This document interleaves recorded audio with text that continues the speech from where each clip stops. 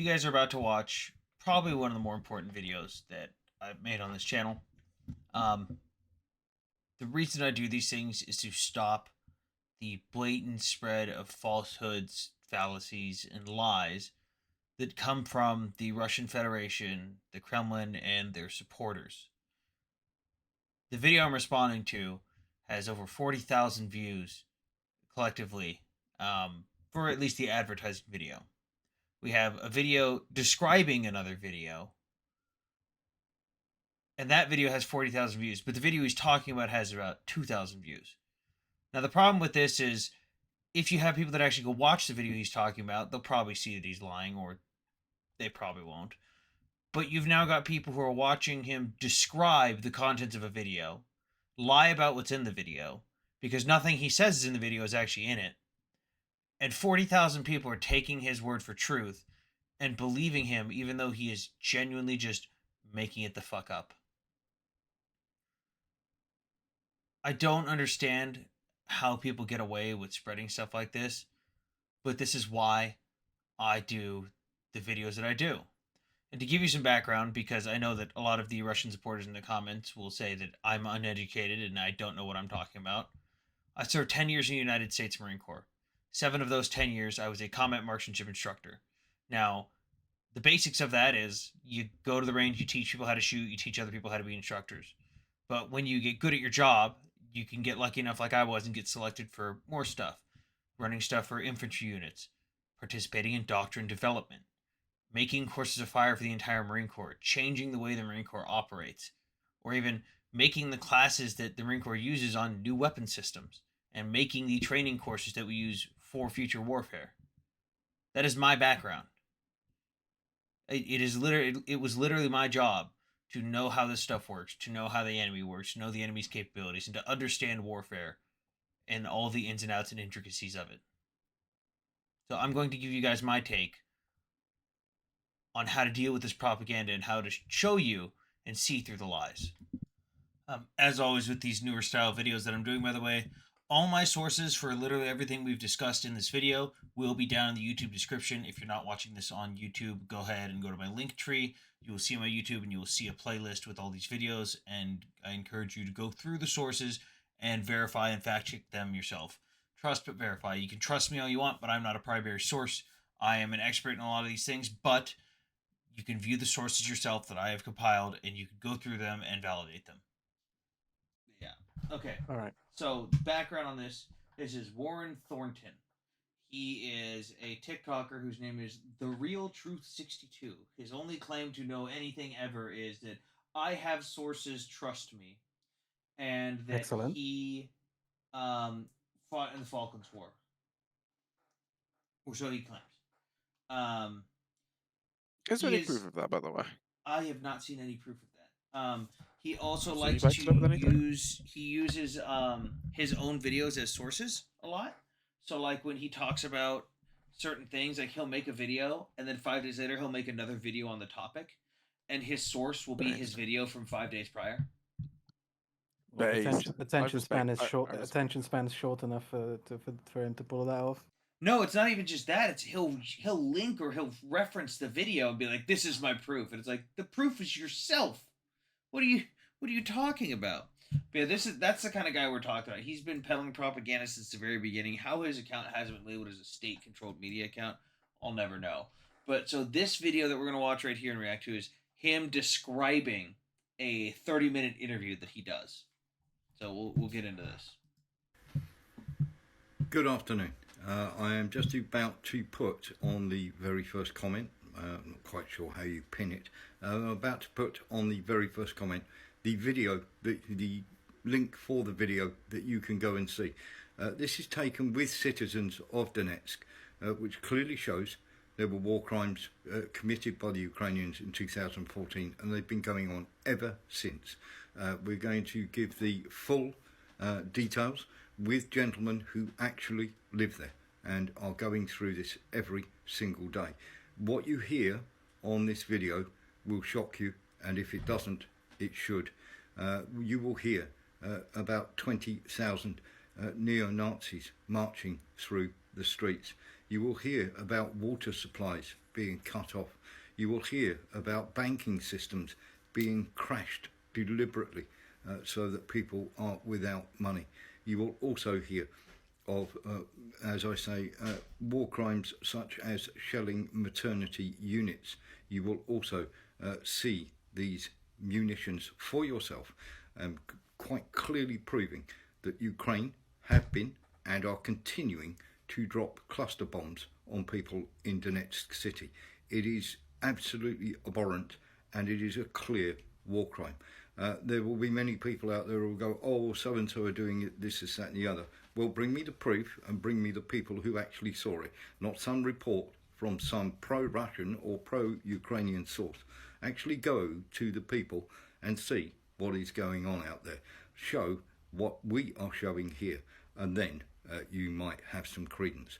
There can be no denying any longer that Ukraine are committing war crimes, that they have done so before and are continuing every single day, sometimes up to 5 times a day. You will see unexploded munitions, which are just like cluster munitions, which are just like tiny hand grenades. In fact, they will kill you. Okay, so you get the point.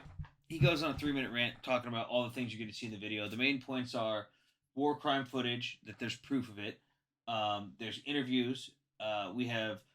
We're going to see proof of 20,000 neo-Nazis marching through the cities or through the streets of Donetsk. We should see proof of banking systems being intentionally crashed.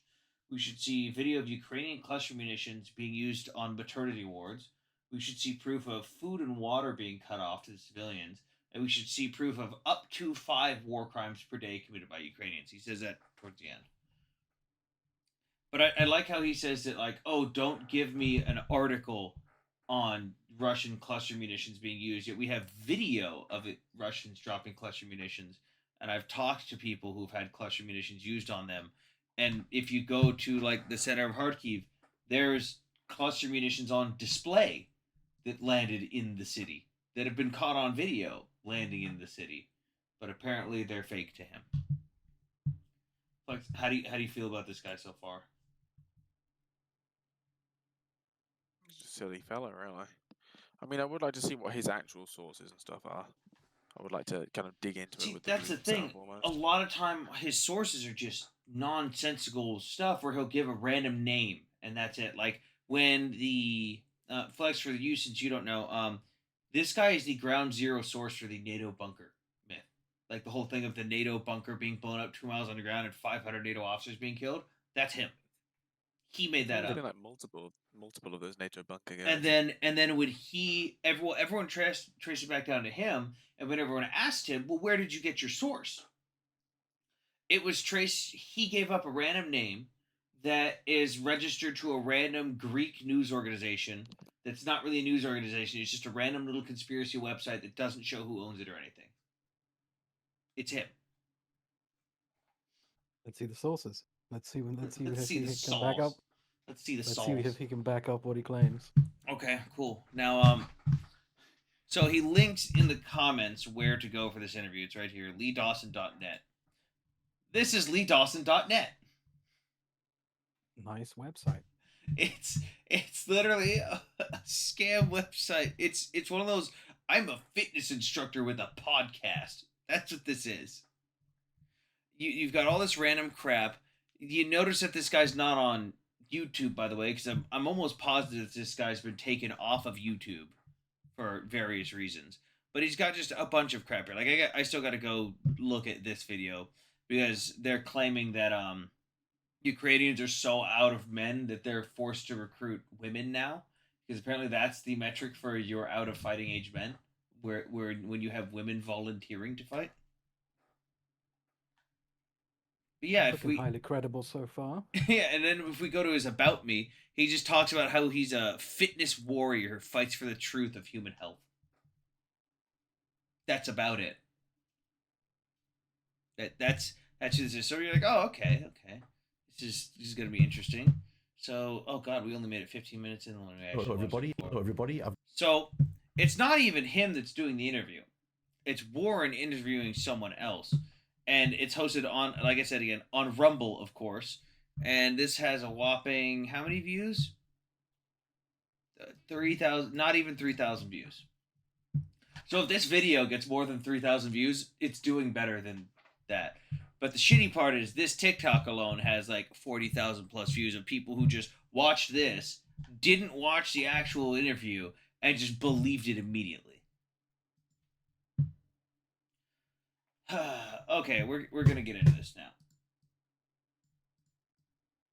Move my talking points. So I've got, so you can't see it, but on my screen underneath my camera, I have all the talking points that we should see. I'm gonna change the color. I'm gonna highlight them like green or whatever when we see them. Let's see it. Okay. I've got a new website, leedawson.tv. Please come over and sign up to our free, uncensored newsletter. You the people have the power. You can already tell that this will be a good and credible source. I like that he's like discount Joe Rogan already. No, you can tell that this is a credible source because he's like peddling some products during the intro. And superimposed on his own video in the corner. So this is the front line with Lee Dawson, because they apparently when he just goes born here, it's called the front line. So let's get into this. Good evening. This is Warren Thornton reporting for Frontline News, and I'm here with Johannes, and I'm here with Alexander, and they are residents in the Donbass, and it is from Donetsk city that we've got them. If you would like to introduce yourselves. Yeah, my name is Johnny. I'm Australian. I'm here now in Donetsk since 2 weeks. I've been wanting to come. Australian, been here 2 weeks. Resident. You can definitely tell us a lot of accurate information about what's been happening over the past 8 years. Yeah. A year. That's a bit of a story, but I'll let my friend here introduce himself. Yeah, thanks. My name is Alexander. I'm local here from Donetsk. I spent all of this from 2014. I was here working with different media, tried to do my best to stop the conflict, to find a way to stop the war, but it's getting worse here. So I'm still here, still doing this thing, trying to do the same. Fantastic. If you don't mind, Alex, I'm going to ask mainly you lots of questions, and Johnny, whenever you want to jump in, by all means do so. I'll just kick in with how I met Alex and how it all happened. And yeah, I'm very happy for you to focus on him. You know, I'll start with a Western perspective of me being a foreigner, and then he can he has a lot of stories to tell. Yes. But, if we start with you then, Johnny, if you tell us from a Western perspective, since you've arrived, what have you seen and what are your conclusions? Man, I'll be there for 2 weeks. I go out with my camera every day. All what I see is building with holes. From morning to night, and from night to morning, there's artillery. Some of it is close. I'd like to talk about how he mentions all he sees is buildings with holes.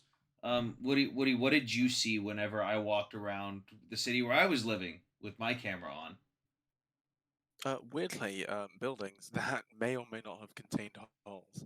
Lots of buildings. And what kind of buildings were those, Woody? Were they civilian buildings or military buildings? Yeah, those civilian bullshit buildings. Oh yeah, what a fucking shocker. But the thing is, it's like, is the guy not talking about technically the historical bombings of the place as well since 2014? See, he doesn't clarify that. He just says all he does is see buildings with holes. Yet the ones I was around were brand new. Yeah, I'm seeing what your point is, but I mean, whataboutism isn't really the way to look at it. Or the fact that he's not clarifying those. Yeah, you know, like he goes, "Oh, there's buildings with holes." Then you go, "Yeah, but in Ukraine there's buildings with holes." It's just like, but the thing is Russians and a lot of the pro-Russian crowd have been complaining about the Ukrainian bombing of Donetsk and Luhansk ever since 2014. So I just like how they don't make the distinction where they intentionally leave out the fact of what they've been doing to Ukraine, or the fact that when you bring up that the generals that led the invasion that caused the bombings supposedly, or the generals that were intentionally using the counter battery or the shoot and scoot tactics that were leading Ukrainians use counter battery. The fact that they had openly admitted that they set this stuff up, including setting news crews up in specific places to where the news crews would see it and go, "Oh my God, look what Ukraine is doing," and yet no one cares because they've spoken out against the Russian government. That must mean they're traitors. And guess where they're at now? They're dead and in jail. Like you praised these people for invading Ukraine. You praised these people for fighting against Ukraine and bombing Ukrainian civilians. But the second they come out and go, "Yeah, you know what, guys? I'm not too sure about this anymore. I just want to let you know this was all based on lies that I myself helped push. We probably shouldn't be doing this. This isn't right." They immediately get mad and say, "Oh my God, you're a traitor. You're lying." Yeah. But Flex, how do you feel about our buddy here on the left? He Funny Australian that moved to Donetsk. Funniest Australian. well, I don't think he's going to be knowledgeable enough about the conflict. Oh if he's boy, only been wait there till for we 2 get to weeks. the trucks. All right, let's get to Like, it. it's like, the thing is, it's like this guy, it's like, I make jokes all the time. I'm like, haha, get in the car, we're going to Donetsk, and things like that. But he actually did it. And I'm really struggling to understand why. I'm curious, what are the odds that they're not actually there, though? Don't know, actually. Yeah, like, what are the You guys odds? go watch the next part of the video, bro. I mean, how many things have Russians posted where they're just not where they said they were? No. But as far some of it is incoming, some of it is outgoing, from both sides. You know, I've been here for 2 weeks, mate. I see a military water truck every day, you know, like that carries waters to civilians and things like this. That's another thing. We don't have water. We can talk about it. Alex can talk about it further. And I think once I've seen a military truck, but I've never seen, like, you know what I mean, like a troop carrier. Yeah. I haven't seen anything else. You know, I've walked all over the city, and I think the other day when that's how we met online. Is like I woke up at 2 in the morning to the most horrific sound, and I also. It's not the first time in my life I've been in conflict areas or in bombs and things like this. Yeah. But it was just like a sound of a bomb leaving, and then like it was horrific. It was eerie. I have goosebumps now even when thinking about it. It was the first time it was the first time I even felt any sense of fear here, and it was almost irrational fear because I knew it already happened, so nothing is going to happen to me. Because the moment you hear it, it's you know, you didn't get anything. It was a few hundred meters away, but it's like, and I mean the horror of the cluster bombs. It's like I don't think we can even imagine it. And then in the morning, I rang Alex and I said, "Okay, we got to go." So I gotta clarify what those were. By the way, we'll do this with Woody. So what he was showing there was the cluster munitions from a M483A1 DPICM projectile. Basically, it's a artillery shell full of a bunch of mini projectiles. They look like this. Here's the shell, and they've got a little ribbon on top for stabilization. They're full of a bunch of different kinds of shells. Here's what the inside and outside looks like. So based on their photo, we can see that they are looking at the bottom of one that looks like it hasn't gone off. We don't know if it's inactive. We don't know if it's just crap, if it's just active. We have no idea. All we know is they've got two of them sitting together. Woody noticed, though, that it is a little odd that they've got two of them just casually sitting on a log. Like, what are the odds that you would have two of them sitting this close together without someone handling them themselves? Because they didn't land like that. It's just weird that they placed them on a log and then put tape around them. Like, Maybe they did land like that. I mean, the likelihood, though, is especially considering the dud rate on these is, I believe, around a 1% right now. The US did oh no, so the cluster, sorry, I apologize. The cluster munitions sent to Ukraine from the US have a 2.35% dud rating. The US munitions are around 1%. I believe the next shipment of of cluster munitions that said is around a 1% rating. Um, Also, if anyone's interested, they're cutting them apart and taping them to drones. So that's neat. Are they flying the drones into things, or are they just dropping them? Both. Depends on how they set it up. Like this looks like a drop because this looks like a Mavic. That's a Mavic 3. They're not gonna blow this thing up. That's $3,000 right there. Oh my god. Oh, and apparently some of the artillery crews have been getting in trouble because they've just been giving some of their shells to the drone operators. Like a drone operator walks up and goes, "Hey, I need that shell." And they go, "Okay." Hey, walk around the corner and just saw it open. Amazing. Okay, back to the video though. We can even imagine it. And then in the morning, I rang Alex and I said, "Okay, we got to go there. You know, we got to go. We have to tell the story of the cluster bombs." But I mean, the people here, I don't know how they live. I really don't know how to live. I mean, sometimes you walk on the street and you're hearing all the time incoming shells, and they're hitting somewhere in the suburbs here. They're hitting a kilometer here and a kilometer there, and still people are going on with their lives. It's almost this fatalistic thing of oh well. It's like our common friend, told us when we were having a drink the other day. He said, "You got to live like it's your last day because you never know what's going to happen." So, in some ways, the people are living a more real life at the moment because they're living like it's their last day. Yeah, I understand that. So, just to be absolutely clear here, are you saying that you've never seen any military installations or lots and lots of military trucks there that should be targeted? I haven't seen anything. No installation, no trucks, no nothing. I saw one truck, that can carry troops. You know, Yeah. I think it's today. Today I saw that. I told you I saw the truck. Or the other day I saw one truck, and I see every day the military water tanker. You know, Yeah. nothing else. I have personally walked and walked and walked and walked all over the city, and I've driven a bit with. So at this point, this is where I'm going to cut to. I see a military water truck every day. I think once I've seen a military truck walked all over the city. I haven't seen anything. No installation, no trucks, no nothing. I saw one truck, that can carry troops.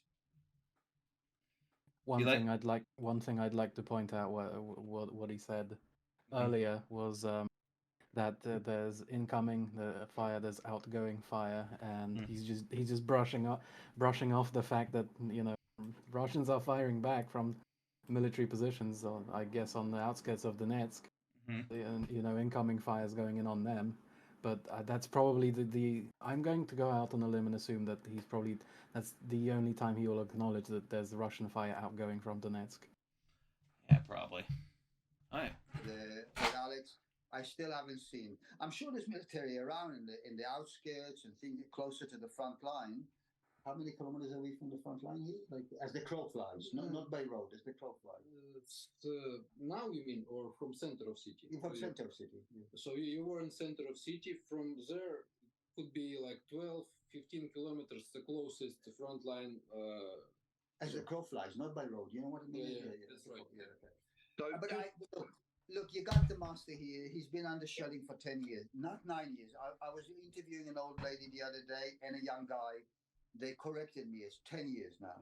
Yeah. So I'd like to note on that he says 10 years, which now implies that Ukrainians were randomly shelling people in the Donetsk and the Donbass region before the Maidan revolution even happened. Good maths, quick maths. Yeah, and apparently the locals don't know either because the local Russians that were shipped in to replace the Ukrainian population have corrected him and told him it's 10 years. it's the 10th year. So you have the master. Talk with him if I have. Certainly. I've just got one final question for you, Johnny. This military truck is bringing water to the citizens. Is that correct? This Alex can say because I pointed to him the military truck, the water truck. So. No. Military trucks don't bring supply to city. Maybe to frontline suburbs where people live. Of course, they share water there. Maybe we'll have possibility to show it one day. But in center and in the residential areas, we have some trucks, but they're civilian. These trucks supplying water to civilian people, like they know the hour when the truck will come, so they come to supply more water for 2 days. Now we have it once in 2 days. We're supplying, we earn water and use it for 2 days. But situation is getting better now. But if we remember, it was 1 year ago. It was a couple hours in 3 days. People had water, and it was much harder situation. It's also, this water story is pretty important. It shows the treatment of Ukrainian government to people here, because they still suppose us Ukrainian citizens, as they say. But how they treat, it's unbelievable. Totally different. Yeah, they sort of, yeah. Go ahead, John. I'd just like to add something. Even the water situation is a form of attack, because I don't think you understand how it is. It's like once in 2 days you have a couple of hours of water. The rest of the time you have to manage with some 5 liter bottles, like to wash yourself. Yeah. What happens if you're sick? What happens if you have kids? What happens if you have babies? You know how much water babies need and things like that. It's a form. I feel there's so many levels of attack here on the population: psychological, practical, bombing. It's not just the shelling. Yeah, so it's not just the physical. It's not just the physical. It's actually the psychological sort of warfare. Do you like to notice that they fight so hard to say that this area is Russia and not Ukraine, but now they're getting mad at the Ukrainians, saying how dare the Ukrainians cut off water and food to these people that don't belong to them?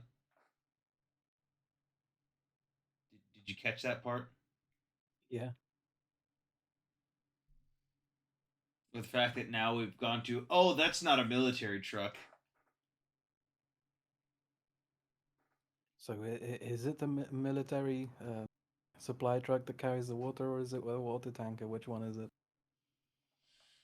The world may never know. Honestly, I don't know. This library, because I'm right now trying to research where the water supply for Donetsk is supposed to come from, whether it actually is Ukraine, because back before the war, UNICEF was helping out with water supply. You mean UNICEF and the UNICEF, EU. who the Russian soldiers have not let anywhere near anyone? Yeah. Oh, wow. You mean when the people who are providing water get told to go away by the Russians, the water doesn't come in? Shocker, Yes. huh? That's being inflicted on the people as well. Another example, which is, I must say, from 2014, we was cut off bank system, and during all of this period, like the last year, only we have some new banks coming in, but before that, we had no bank system at all, so only cash, and it's it's So I think this is what their proof is of banking systems being intentionally crashed, which is what he made the claim of. But all I'm hearing is, hey, that's not our country anymore. Well, I guess we can't operate our banks there anymore. Like, there's a reason that even my bank doesn't work in Russian occupied areas. Should it? I don't see why it should. I don't see how I could force my bank to work in it. Like, do they expect the Ukrainians, like, this is Russian land now, but Ukraine better keep providing everything? Like, that's the mentality I'm getting from this. Yeah. This is why I'm stressing that water point. Yeah. it's really Ukraine's turns us back in history. Yes, like going back in time. I very quickly wanted to ask you, Alex. So when you've been there, as they say, quite a long time, when did the shelling actually start? And was there any military infrastructure there when it first started? Okay, if you ask like this, I'll tell you from the very beginning. I remember first incomes I failed myself at home, and it was 2014. 2014, there was no. We have some rebel groups. Even we can say it was more some volunteers, some activists. They had no weapon in the beginning. The only weapons they used, it was some hunting rifles maybe, or something really which is you cannot consider as military equipment. I'm just going to jump in. This is after the Maidan coup, Yes. 2014. Yeah. So it was the spring of 2014, yeah, and the city. So you notice that the timeline with them is already messed up. He said he Yeah, moved but- there after everything started, but now he's saying he was there before everything started. Also, that was 9 years ago, not 10. Yeah. Like they can't get their timeline straight, and I'm like, why do I trust this person as a source? I don't give a fuck where they say they are. If this person can't get basic information correct about the thing that they're supposedly deeply involved in, why should I trust them? Also, at this point, I think I'm going to try to cut to. I should have an audio recording of a female that lived in the Donbass region in Donetsk, who talked about how random buses would start to show up right after the Maidan Revolution, and these buses would be full of nothing but Russian-speaking people in black ski masks, and they would come out and they would just tell everyone the Ukrainian government is going to unalive all of you. The Ukrainian government doesn't care about you. They're coming to murder you. They're coming to do this. They're coming to terrorize you. You should run to Russia. Like telling these people to move to Russia, not to vote that they were part of Russia, telling them to move to Russia because they were going to die if they didn't. And then slowly, he's right, they did start showing up with weapons. And then all of a sudden, hey, where'd they get this tank? Where did they get this brand new artillery piece? All these things that the military should have. It's amazing. Start to get under fire from mortars. And the thing is, at the same time, we get blame. We saw Ukrainian news. All the citizens, they are in cities. They getting hit, and then they come to see the news. And in Ukrainian news, all of the channels were saying that we're shooting ourselves. Yeah. Or like, oh, it's Russian troops shooting city to say to blame Ukrainian army, but everyone in the city realized that it's fake. It's and that's how also it was kind of a way to make people turn against Ukraine and create a conflict. I don't think I ever heard Ukraine or Ukrainian news or any news in the world say that the people of the Donbass are bombing themselves. I don't. Yeah, that's a new talking point that came about after the war, I believe. Yeah, I don't think I've ever heard that actually be pushed. So Well, it just it hurts my brain. I also have a lot of information how the conflict was started. People here were provoked by the new government of Ukraine, which came after this Maidan. So this step by step. Alex, very quickly, was that while it was under Poroshenko? Was that? It was before Poroshenko elections. Yeah. So there was temporary government before the elections in Ukraine, and the military action already was started here.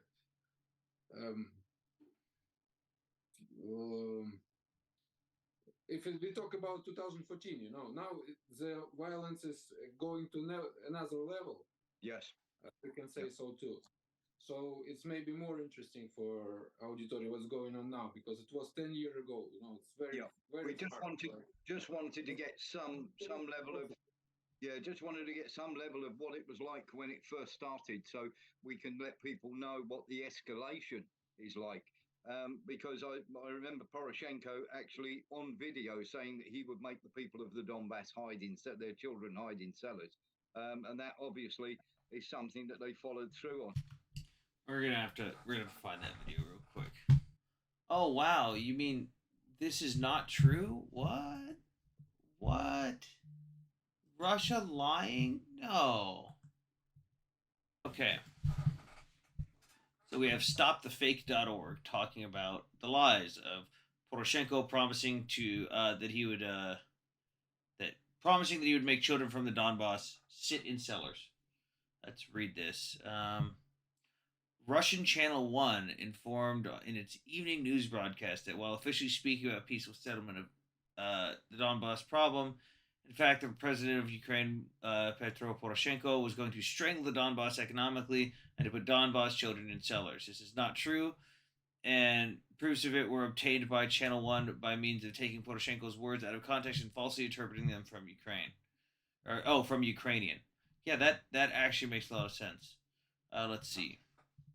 The actual quote is when meeting today with law enforcement officials, President Poroshenko said that there was only peaceful political settlement of this problem.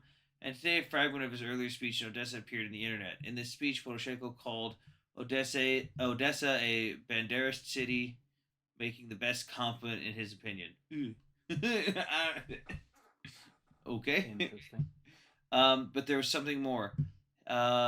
Here is a statement of the problem in Kiev authority back at the time. Severe economic pressure of Ukrainian citizens. Okay, here's the quote. We will have jobs. They will not. We will have pensions. They will not. We will have support of children and pensioners. They will not. Our children will go to school, kindergartens and schools. Theirs will be sitting in cellars because they do not know anything how to do. That is how we're going to win this war. What? Where is he talking about Donbass children there? The fragment from the news item was quickly spread around the internet and titled, oh, so they literally just clipped it and just put the title on it. So, good job, Warren. Fucking lied right off the bat. What do you know? It took 5 seconds to go find that was fake. Let's see. Let me see. Let's see what this kind of is. Yeah, none of this has anything. Here's an account pushing propaganda. None of this has anything to do with the Donbass. Russian analyst. That's why. This is literally him talking about Odessa and the war. Or no, it's him talking in Odessa about Ukraine and the war. He never mentions the word Donbass.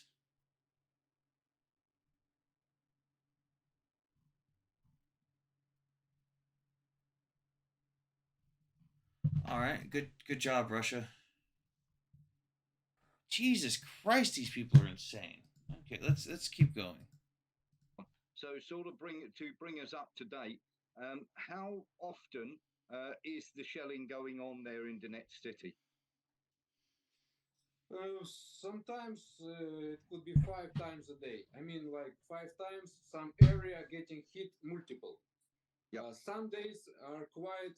I mean, if we talk about center of city, but suburbs, you also must understand. If you see the map, it's seen easily. So the city is in CH. Half of the city line is also a front line of which is a military contact going on. Yeah. So the city is very big geographically. It's Yeah. huge geographically. Yeah. So I like how he started getting into it, but then even Alexander openly admitted that, yeah, I mean, half of the city is literally in the front lines. That's probably where the strikes are. Yeah, might have been convenient to mention earlier on. And if that's where the strikes are, does that mean the Russians are firing from occupied civilian homes? So we have a districts which now left only basements of houses, which are close to front line. So the shelling going more tense there. Yeah. And But they're also are the people still there, or have they retreated to inside the inner city? Mostly they all retreated, but still you can find some people, some older people who have nowhere to go, and they really don't wanna leave their house. They just like fatalistic their opinion. They just stay there and keep on live as it is. And to see it's very hard to realize how they manage it. Yeah. Some people are still there. Yeah. Some districts are also shelled much more, but they are pretty full of people. If it. Can you describe as well, Alex? Obviously, I saw your report on the cluster munitions coming down. Can you, first of all, Johnny's described in graphic detail what it's like? It's a horrible, horrible sound. But can you describe what it was like and how how people are reacting to cluster munitions being fired by Ukraine on the people of Donetsk? So you can take it. So, I mean, so it's not the new ones. The what is new, I can say, is that was provided new 155 millimeter shells, which is a cluster. Yeah. Before that, we have some attacks So this is supposed to be a maternity ward that was intentionally targeted by cluster on munitions, by the city way. center. The biggest one I remember myself. It was horrible. Around 30 people was killed during this. It was a huge rocket called .u, named .u, Yes, Soviet yes, I know the one. So they also have Like, that's not what cluster munitions do. That's not a cluster munition. I'm not saying that it's okay that what appears to be a hospital or maternity ward was hit, but that's not a cluster munition. Would you agree that that's not the damage of a cluster munition? Like, that just looks like standard trap. That, to me, after seeing everything in person, to me this looks like the missile maybe landed, or whatever artillery shell landed, probably like 15, 20 meters away from this building, and this is just shrapnel from the street. Like, that's exactly what this looks like, which is exactly the cities that I was in Ukraine were covered in. They're covered in shit like this. Shrapnel marks, debris marks, everywhere. But this doesn't look like cluster munitions. type which is cluster loaded. So this rocket hit the center of city, and people wasn't ready at that moment. Pretty lot of people. Worth noting, by the way, after the video, we did some more research just to clarify what was going on here. And what we found was they were most likely talking about what Russians tried to do with the spin on when their ammo depot was blown up in Makivka. So here we have this little set of buildings right here. So we're talking about this ammo explosion in Makivka, and if we watch the video here, here's the explosion. It was a building that had a bunch of rockets stored in it. So we see stuff launching towards the corners here.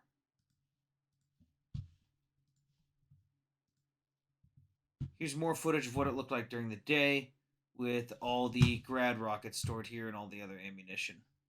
So see them just stored out here in the open, and also there was some in the building apparently. Now if we look at the photos, we can tell that everything is stored right around here. Or no, it's right around it, just in this courtyard area. We saw that all the rockets were heading this way. Now what is in that direction? We see a hospital. Now we got the coordinates for this hospital and the building right here. Here's the geo coordinates if you want to go look at it yourself. But we tried matching some of these buildings, and none of them matched what the video showed as the maternity ward. Because as far as we know, this is the only time a hospital was damaged by anything caused by Ukraine. Because this is a big deal. The Russians tried saying, oh, because Ukrainians blew up that target, they knew it was too close to a hospital and they shouldn't have done it. Our ammo's off limits because it's stored right next to a hospital. None of these buildings match with that building that we were looking at. None of them show up as a maternity ward. None of them look anything like it. So I'm going to go out on a limb and say, based on the context clues and the fact that Russia already tried to twist the narrative of this ammo depot being blown up, that either that wasn't a maternity ward that they showed and it was just a random building that they put medical equipment in for a photo op, or that was one of these buildings that we just can't identify, and it wasn't hit by Ukrainian rockets or artillery shells or cluster munitions. It was hit by the damage caused by the munitions, the Russian munitions stored next to the hospital that were blown up here, because we already know that the Russians did make articles about how it was damaged because of that, and now Warren is using it to spin a narrative and show, oh, look, Ukraine attacked a hospital, which is blatantly false information and just patently untrue. Center. And we can find this video there's lots of injured people, 30 people killed. So it was this cluster attack which was most hard. Also, they used some other rockets with cluster ammunition before, but I cannot say that it was a lot of attacks in center of city with cluster bombs. Yeah. But these days now they start to do it with this 155 shells.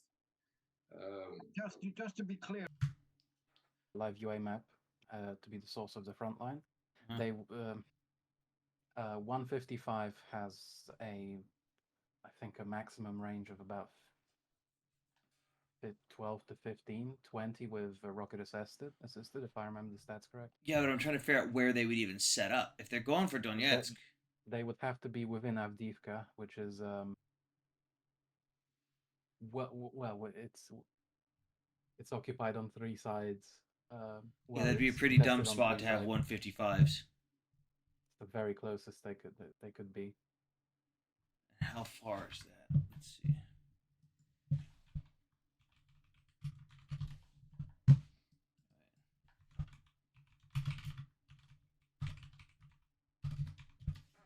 Fuck, I can't spell.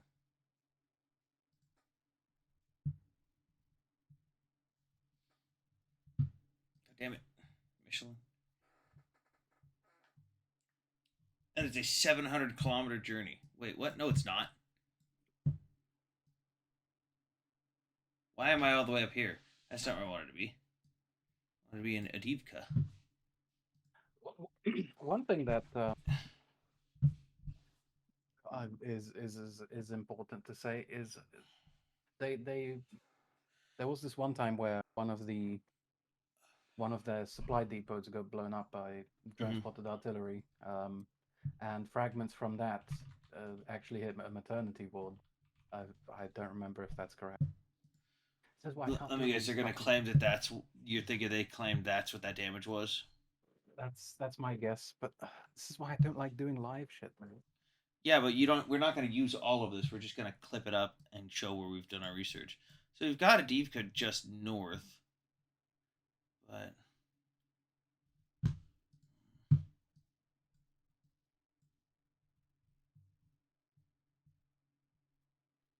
I mean, it could be in range, but...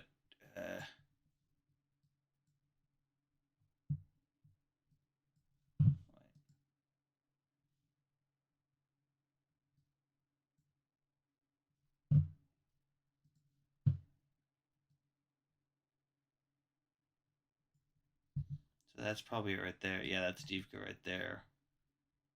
That's low ground, though. Why would you set up firing artillery like that? If that's the only place they could do it, you wouldn't fire from there. We are going from the logical conclusion of they set up within a contested position to shoot at maternity wards. Yeah, they set up in a very contested area in the low ground to fire upward at a maternity ward with cluster munitions. That makes sense. here, Alex, there is no military installations anywhere near you. Absolutely not. Yeah, in center of city, you. I like that he implies that these two civilians know where the military is at all times. Much more. There is. It's forbidden to soldiers. If they come to city, it's forbidden to them to have a weapon. So they will not be armed even. Yeah. Can you tell us, Alex, as well?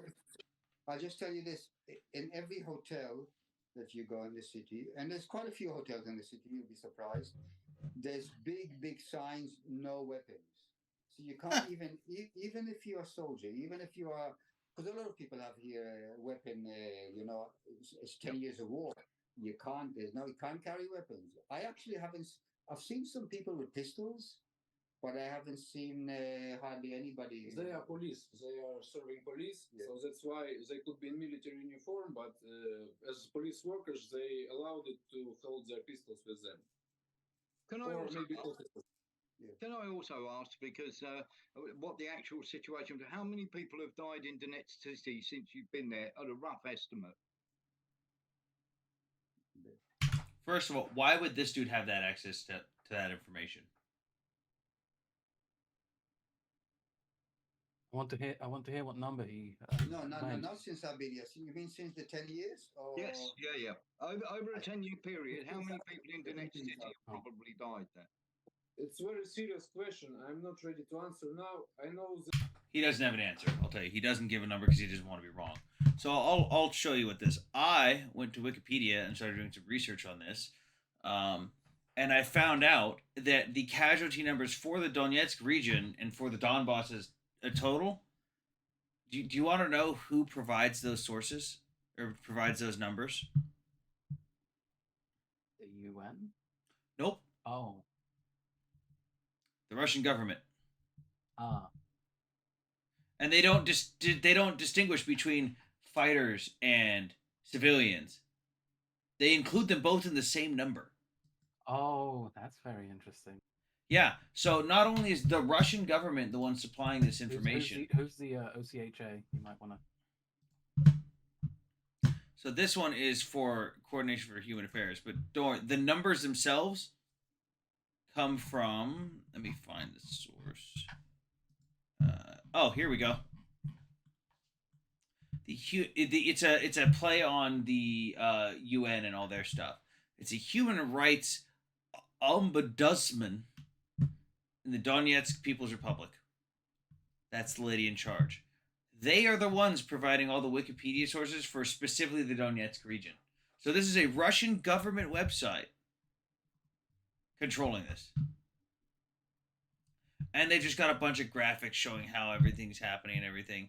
But their numbers don't add up. Like, they just keep adding random stuff like, oh, this person, there's a bunch of people missing now. Oh, there's a bunch of people dead now. And then numbers don't add up. Like, if you add up all their graphics that they have, it doesn't even add up to the total number that they're reporting. So they've got a bunch of graphics with a bunch of numbers that don't make sense. And then they have videos like this where they go on about this is a video apparently of crimes committed by the Ukrainian armed forces in 2017 in the Donetsk region. I went on a whole fucking deep dive on this website, by the way. This channel has 4,000 subscribers. This video has 124 views from 6 years ago. And they're just showing a woman talking in front of her house saying it was destroyed by the Ukrainian military. But and they're saying that it was just destroyed. Does that look just destroyed to you?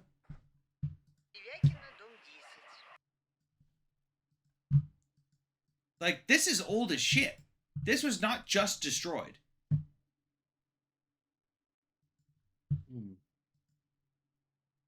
None of this adds up. They're saying that it was hit by artillery shells and missiles. Oh yeah, this was a direct hit of a shell. A single shell blew the entire building out like this. This looks like it was on fire because it's high oxidation from being burned. But then, like, this doesn't look recent. It's an entire network of we're going to push as much propaganda as we can. And then also at one point they report that there's one point, I'm going to have to find it, where they report that like 5,000 people were killed in the Donetsk region between 2015 and 2022. And then do you want to know how many they claim from 2022 and on? How many? Like 12. It's like, hold on a minute. How did no people die, or how did all these thousands of people die during the non-war time, just when Russia was just being a bitch, and then nobody died when they actually fully invaded?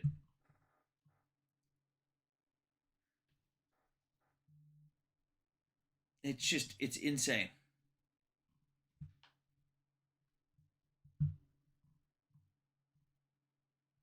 Yeah, okay, back to this. But yeah, so they fake their numbers a lot. And the public sources that a lot of Russians use, because they don't like using Wikipedia, but they'll use Wikipedia when it works in their favor, they cite the numbers on these articles, and then when people actually look at the sources, it's literally the Russian government providing them. So I like the totally unbiasedness of it. Summer. People, Okay. yes. It's a big number. Look, Alex is this type of person. He doesn't want to say anything that's not exactly factual. Yeah, no, I understand. For him, it's very important that nobody is perceived as, like the propaganda is from the other side. Oh, yeah. Yeah. So it's like he wants all the facts. So he's not going to tell you. Apparently, this man's been so 15,500, credible up if to it's this point. 15,800 or 15,200. Yeah, That's that's how perfectly fine. But I'm just trying to get a rough number of how many are dying each year through this what I would call a war crime of shelling civilians. From what I understand is that the first 2-3 years were very heavy, and then there was a bit of a lull because there were inspectors here, UN. You can tell more about that. OSCE mission was here. So in the beginning, 2014 and 2015, there were a lot of escalation. But then, after some success of local forces, Ukraine came to negotiations, and there was Minsk agreements. You must know. Yes, Minsk yes, 1, 2008. Yep. So after this agreements, OSCE mission was in city, and we can say that it was much less attacks in center, at least. Yeah. And it was like a regime of ceasefire, but it was still broken. There was some fights, some shells, but it was much easier than when the operation started. But also, I remember even before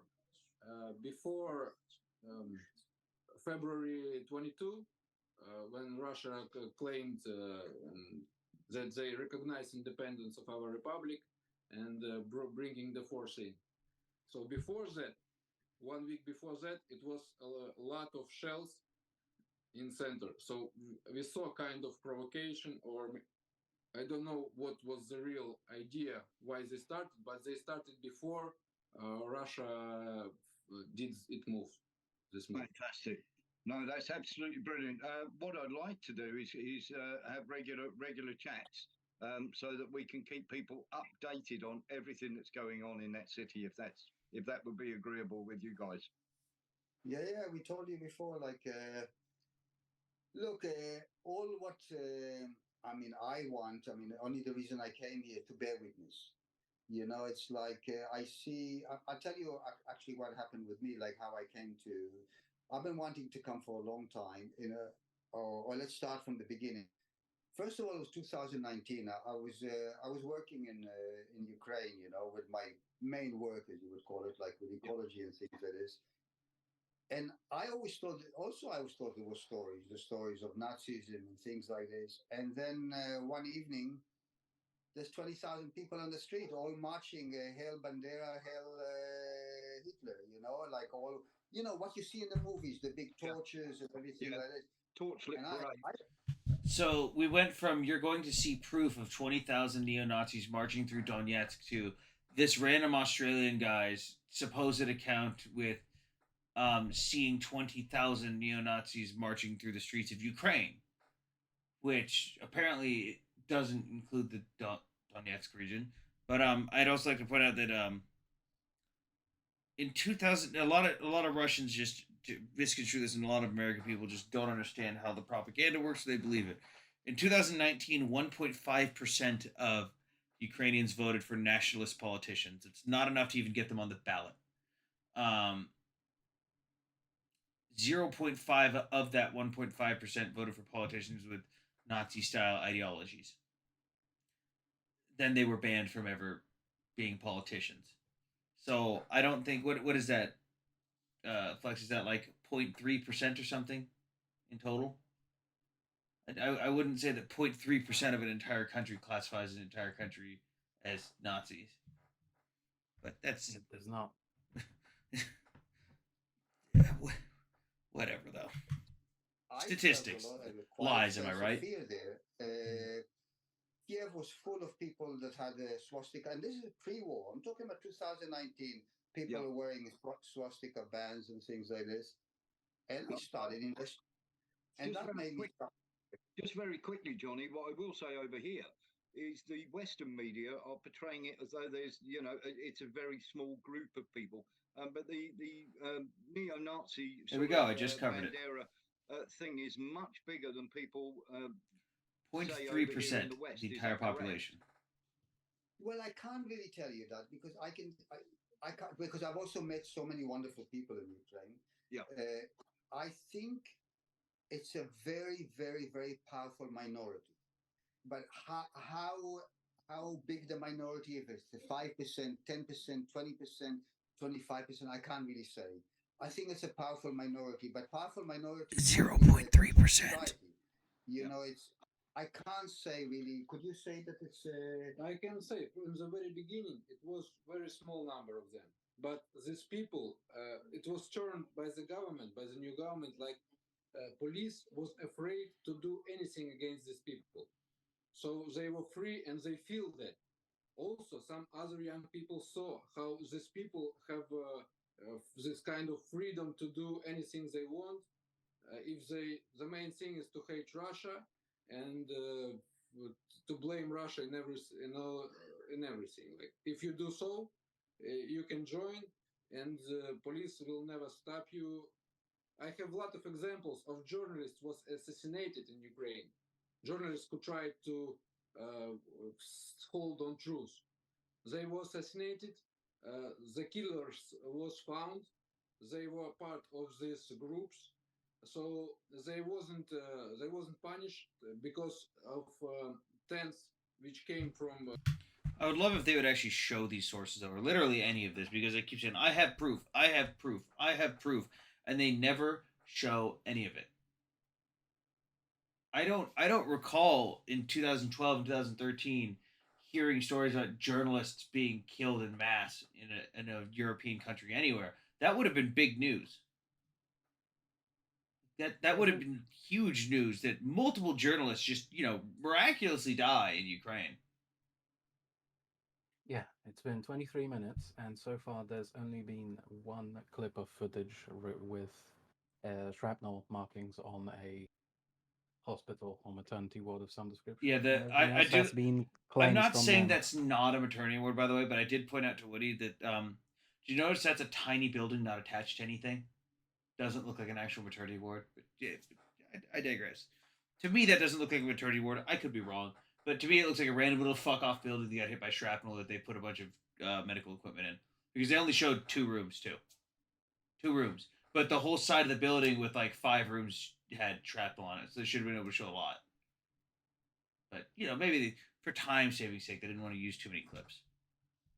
But let's. Yeah, they wouldn't want to prove their argument thoroughly, would they? You wouldn't want to show all the footage to prove my argument.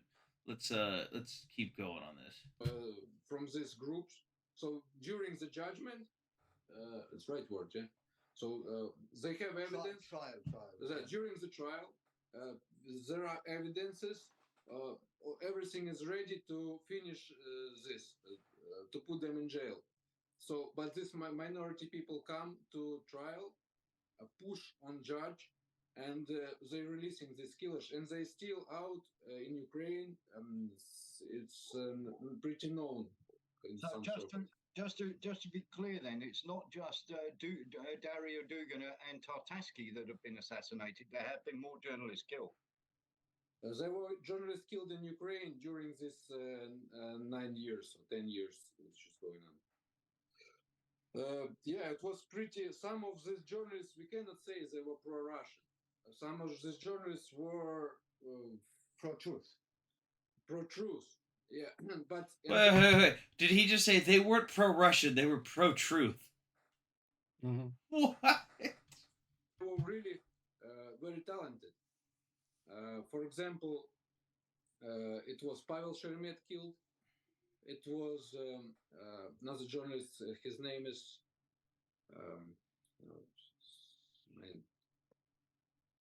Also, sorry that I'm not prepared this time. I'll prepare some information to share with you, but I'll check that it will be accurate. Yeah. Right. Yeah, and we'll take.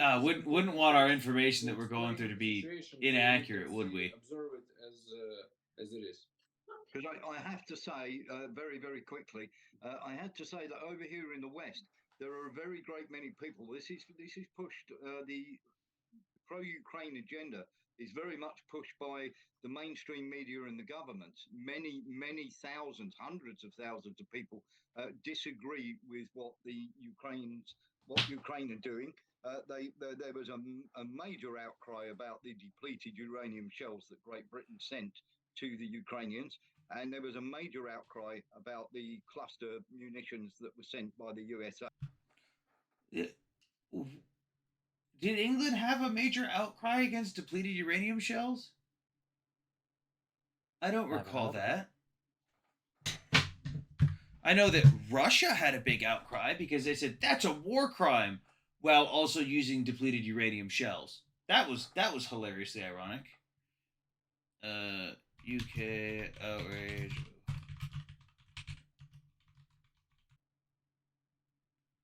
So all I'm getting out of this is Putin is the only one freaking out, and everyone is laughing at him because he says that depleted uranium shells are like using nukes.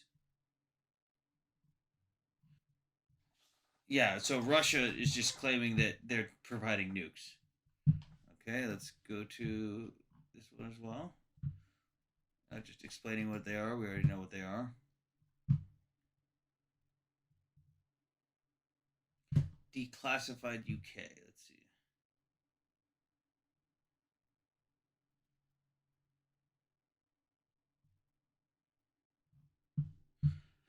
Okay, so I think I know what they're going with this one. They're going to be talking about how science was showing that excessive use of depleted uranium rounds in Iraq possibly is leading to birth defects now, but not really. Okay.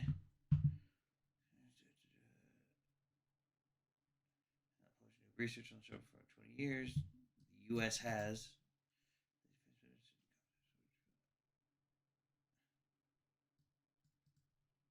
Wait, what? From the rounds that it fired. What was there to clear? The fucking round disintegrates. Scientists. Independent research by scientists from groups such as Royal Society had assessed that any impact to personal health, environment use of depleted uranium munitions is likely to be low. Okay. But the same group rebuked the Pentagon in 2003 for saying the same thing. Two reports on health hazards of depleted uranium munition. Oh, okay. So, health hazards of depleted uranium. Part 2.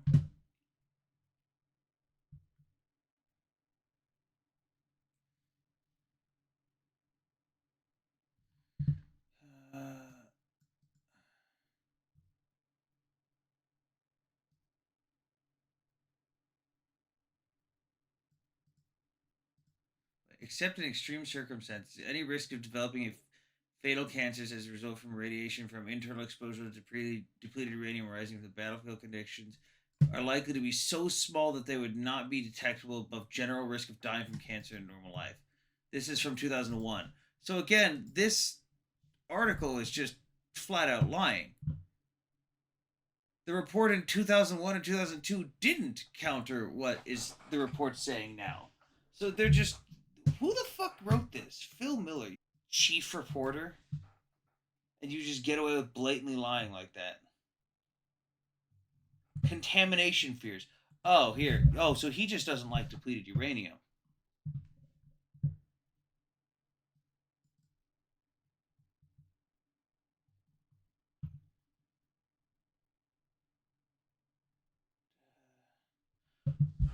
All I got out of this research is that this dude lies his ass off because literally nothing he said here was true.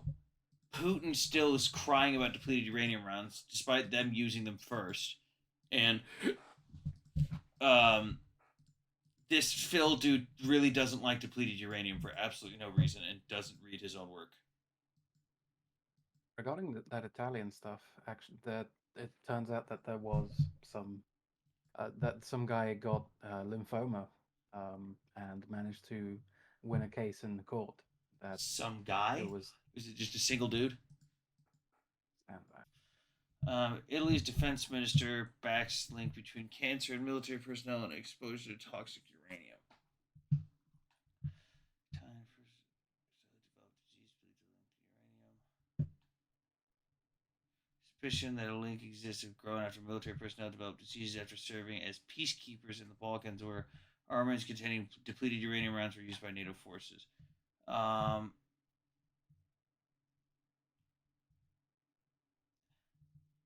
so this is a little odd because all of the U.S. service members and all of the British service members who've ever used this, no one's ever gotten uranium sickness, but suddenly 7,500 dudes all get uranium sickness.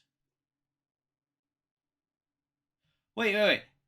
Taken sick with conditions potentially linked to depleted uranium. So this is completely ass backwards. So apparently it looks like the defense minister themselves said, nah, fuck the traditional court way. I want you to prove what exactly causes cancer, not what didn't cause it. How is that okay? This is another one I've just found. An Italian soldier who's developed non-Hodgkin's lymphoma after being exposed to DU munitions in Iraq on Wednesday won a suit for compensation from the Ministry of Defense. Yeah, apparently, the defense minister, not the defense minister, Minister Elisabetta Trenta, she's made it flat out that you can claim this because it's the responsibility of law enforcement to prove where you got your cancer exactly and not what didn't cause it. That is not how that works. Probably why he won the suit, because it wasn't possible for the government to prove it wasn't DU exposure. Well, they're apparently claiming it wasn't, and they're apparently claiming it wasn't. But what she's saying is she wants them to prove where he got the cancer. It's like, oh, fine, if he didn't get it from this, could you prove to me where he got it? Did he get it from smoking? Prove it to me. Do you get what I'm saying? Yeah, this is just it's ass backwards. This is awesome. Okay, back to the mind route. We've got 7 more minutes. To the Ukrainian pro-Ukrainian bunch of what I would call ethnic cleansers. And for us in the West, many people in the West see these people as ethnic cleansers rather than fighting for freedom of Ukraine. I wouldn't say that. Look, I think something very important for people to realize, and Sasha can maybe elaborate a bit more on it, is like before 2014, the people here were happy to be part of Ukraine. There was no story. Like they live their life. They're ethnic Russians. They speak Russian. They learn in Russian. They speak Russian at home. But they were very happy. There was no story. Like okay, Ukraine always had since its inception after Perestroika, always had corrupt governments. Regardless if it was pro-Russian or pro-this, they were corrupt. Ukraine was a corrupt country. Even Yanukovych, pro-Russian but corrupt. He was not very pro-Russian. They blame him pro-Russian, but he tried to play with both sides. He tried to get as much as he Wait, did they just say Yanukovych, the man that fled to Russia, was not pro-Russian? The reason everyone hated him was because he fucking said fuck the EU and he was going to make Ukraine entirely dependent on Russia. Nobody liked him. He was also super pro-Russian. Playing the same game with Russia. Like, look what European Union giving us. Try to give us something better. So that's how they were doing it. It's also obvious information. Yes. Yeah, but so the obvious thing is that there was no story here. There was no rebellion. There was no want to be, because Ukrainian and Russian people, they're the same. Like when I travel around the world, they're not. At least before the special military operation, like you go in Asia, you go in Africa, wherever they holiday, Ukrainians and Russians are always together. They're together in the hotel. They're together hanging out. They're together on the table. So it wasn't any story. I mean, you could go from Ukraine to Russia with no passport. It was really open. You didn't need any visa. You didn't need anything. This story is a 2014 Maidan, Victoria Nuland story. It's before that there was no story. It does seem that wherever Victoria Nuland turns up for the American government, wherever she turns up, death and destruction and riots and all sorts of civil unrest always seem to follow. I mean, many people in the West believe this was just an American coup because they weren't getting what they wanted from the democratically. Let's be clear here: they overthrew the democratically elected government of Ukraine. And look now how they are totally on fire when Nigeria has had a democratically elected government removed. Let's not even get to a debate if it's a good removal or not good removal, whatever. Look, it's such a sad story. I mean, we'll get. The irony of his comment is that Russia didn't like the 2014 removal of power in Ukraine, but they support the one in Africa.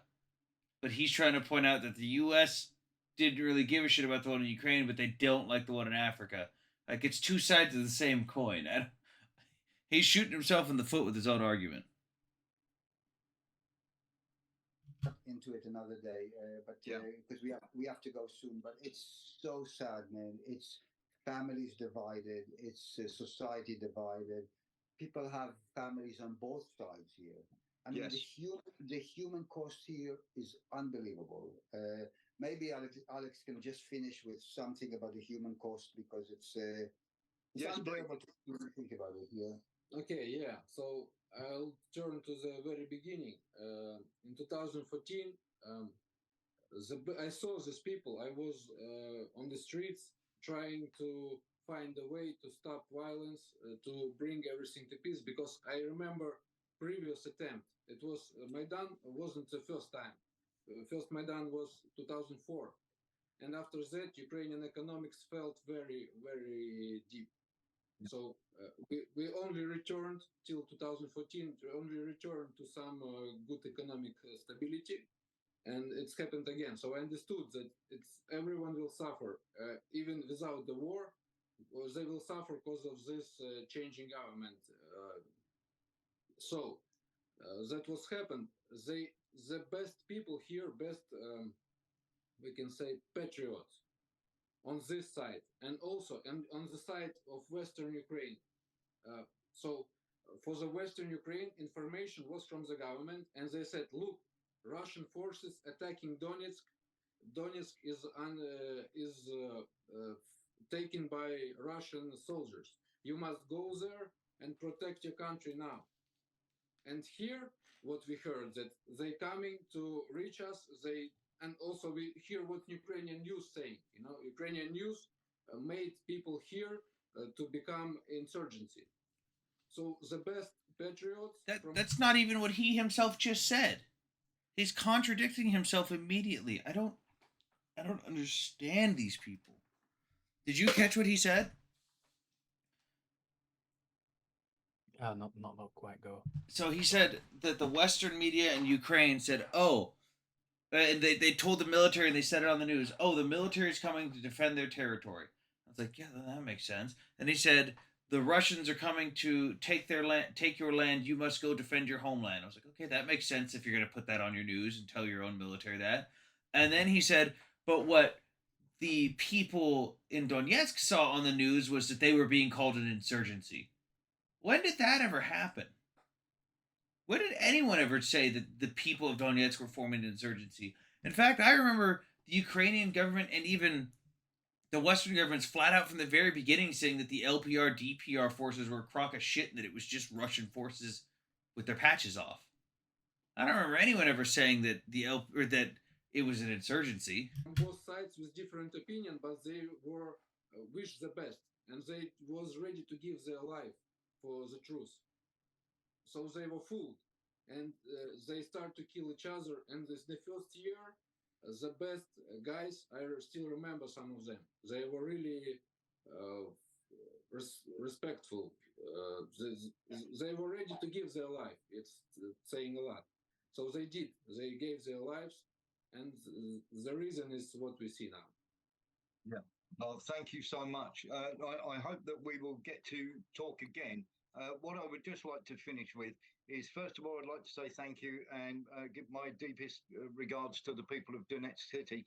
And very simply, Johnny, would you like to tell us, because I bumped into your channel, would you like to tell us all about your channel so that people who watch this can actually... But I just want Yeah, thank Okay, you well too. that's it.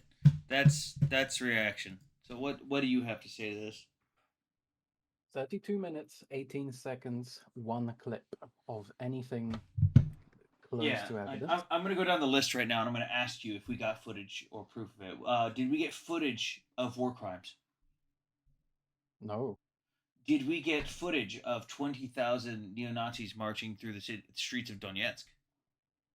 no, Did we get proof of Ukraine crashing banking systems intentionally so that the people couldn't get money? no, Did we get a video of the cluster munitions in action intentionally being used on a maternity ward? no. And the only thing close to that was shrapnel damage to apparently in a hospital building. That Yep. was Did we get proof of Ukraine cutting off food and water supplies to the local citizens? no, And did we get proof, like you said, of up to 5 war crimes per day committed by Ukraine? no. Okay, so we Oh, have all those points. 5 strikes per day were not shown either. Yeah. So 40 plus thousand people watched his video claiming that all those were in this interview. 40,000 people saw that and took his word for it and took him as a primary source. This is why I do videos like this, to deal with the bullshit propaganda that is this. This shit needs to end.